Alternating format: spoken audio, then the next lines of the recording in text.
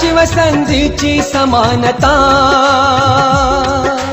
निश्चितपणे प्राप्त करून देण्याचा आणि त्या सर्वांमध्ये